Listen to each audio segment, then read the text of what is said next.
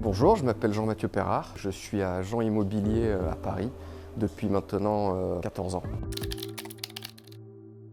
Alors au début, c'est vrai que c'était un mode de déplacement complémentaire, donc c'était pas une utilisation quotidienne, mais depuis que le stationnement est payant à Paris, j'ai dû faire une croix sur mon scooter et aujourd'hui c'est une utilisation vraiment quotidienne du vélo. Avec le développement des pistes cyclables, ça devient quand même intéressant de se déplacer finalement à vélo, on gagne pas mal de temps. Le scooter thermique commence à être banni des villes, on s'adapte et la transition se fait bien en fait. Voilà. C'est un outil de travail, donc je pouvais pas avoir un mauvais vélo, c'était pas possible.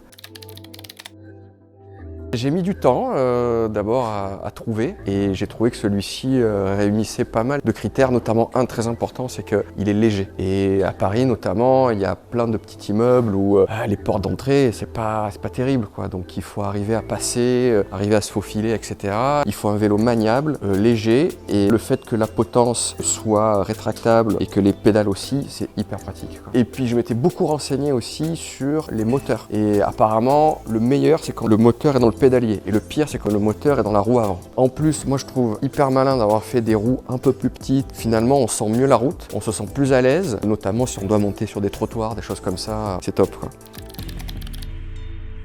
Le plus important, c'est le moteur. Il y a des écrans, des lumières, c'est pas grave ça. Pas de superflu. C'est l'essentiel, on va droit au but.